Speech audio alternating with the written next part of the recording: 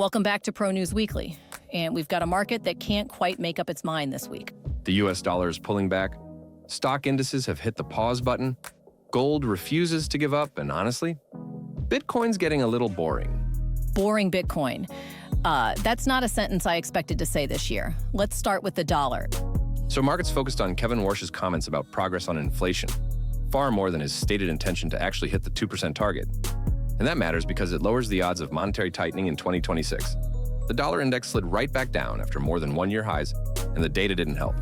ADP private sector employment and the ISM manufacturing figure both came in disappointing. On to equities. The S&P 500 finally took a breather after a three-day rally.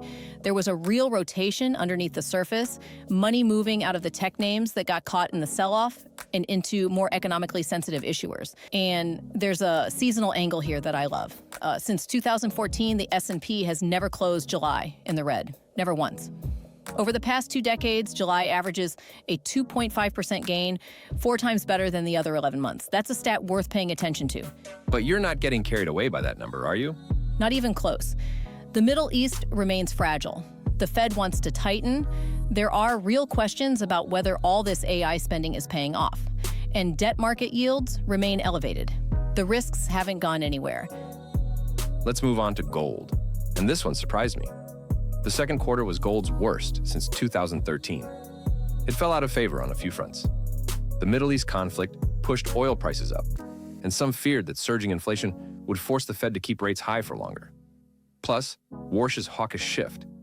That briefly pushed gold below $4,000 an ounce. And yet, and this is the twist, the fundamentals are still rock solid.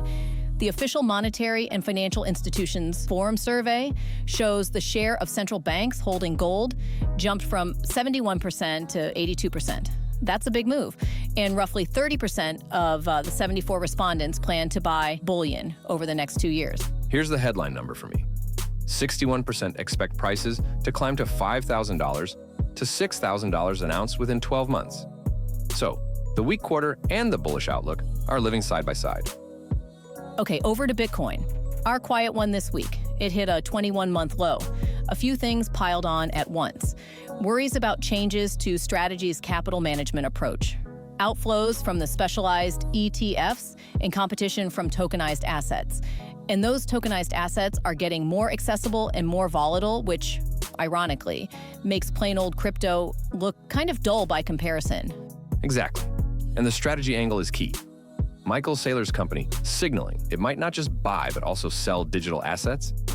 That's got the market on edge about losing its biggest buyer.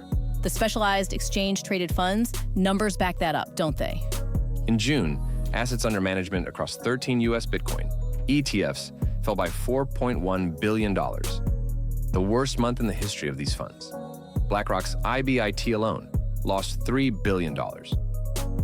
So what are we watching in this first full week of July? The key events are ISM Services business activity and the U.S. trade balance. On top of that, keep an eye on Canadian labor data and the minutes from the ECB's June meeting. And there's the Reserve Bank of New Zealand meeting.